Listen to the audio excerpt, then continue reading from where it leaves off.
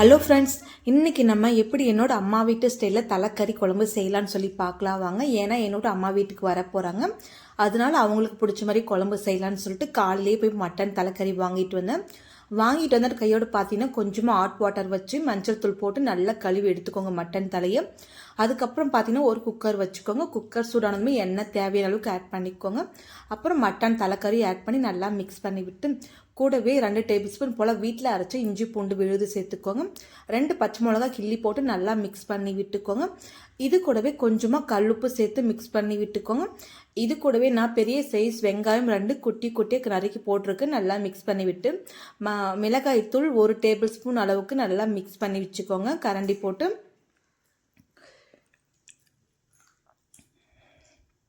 இப்போ பார்த்தீங்கன்னா நல்லா மிக்ஸ் பண்ணியாச்சு. இது கூடவே பார்த்தீங்கன்னா பச்சை கருவேப்பிலை ஒரு கொத்து போட்டுக்கோங்க. ஏன்னா மட்டன் தலைக்கறி குழம்புக்கு பச்சை கருவேப்பிலை போட ரொம்ப டேஸ்ட் அதிகமாக இருக்கும். கூடவே 2 தக்காளி பழம் குட்டி குட்டியாக கட் பண்ணி போட்டிருக்கேன். நல்லா மிக்ஸ் பண்ணி விட்டுக்கோங்க. கூடவே மஞ்சள் தூள் 1/4 டேபிள் ஸ்பூன் அளவுக்கு சேர்த்துருக்கேன். இது கூடவே மட்டன் மசாலா 1/4 டேபிள் ஸ்பூன் அளவுக்கு சேர்த்துருக்கேன். சிக்கன் மசாலாவும் 1/4 teaspoon. Mutton masala, chicken masala, garam masala, மல்லித்தூள் எல்லாமே 1/4 டேபிள் ஸ்பூன் சேர்த்துக்கோங்க. இது கூடவே கொஞ்சமாக சீரக பொடியும் சேர்த்து நல்லா ஒரு கரண்டி வச்சு மிக்ஸ் பண்ணிக்கோங்க. கூடவே கொஞ்சமாக தேங்காய் விழுது சேர்த்துருக்கேன்.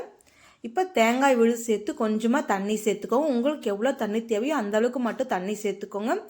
மட்டன் தலைக்கறி குழம்புக்கு எப்போவுமே மசாலா அதிகமாக சேர்க்கக்கூடாது, அதனால கொஞ்சமாக சேர்த்துக்கோங்க. ரொம்ப சூப்பராக இருக்கும். இப்போ தண்ணி எவ்வளோ தேவையோ அந்த அளவுக்கு மட்டும் தண்ணி ஊற்றி ஒரு மூடி போட்டு மூடி வச்சுக்கோங்க. ஒரு 10 விசில் விட்டுக்கோங்க. இப்போ விசில் விட்டதுக்கப்புறம் நம்ம ஓப்பன் பண்ணி பார்த்துடலாம். இப்போ பாருங்கள் ரொம்ப நல்லா வெந்துடுச்சு. இருந்தாலும் ஒரு 2 நிமிஷம் அளவுக்கு ஓப்பன் பண்ணி கொதிக்க வச்சு கொஞ்சமாக கொத்தமல்லி தூவிக்கலாம். அவ்வளோதான் ஃப்ரெண்ட்ஸ், ரெடி ஆயிடுச்சு. நீங்கள் புதுசாக இந்த சேனலை பார்க்குறேன்னா சப்ஸ்கிரைப் பண்ணிக்கோங்க, லைக் பண்ணிக்கோங்க. சப்ஸ்கிரைப் பண்ணிவிட்டு பெல் பட்டனை கிளிக் பண்ணிக்கோங்க. பிடிச்சிருந்தா சப்ஸ்கிரைப் பண்ணுங்கள் ஃப்ரெண்ட்ஸ்.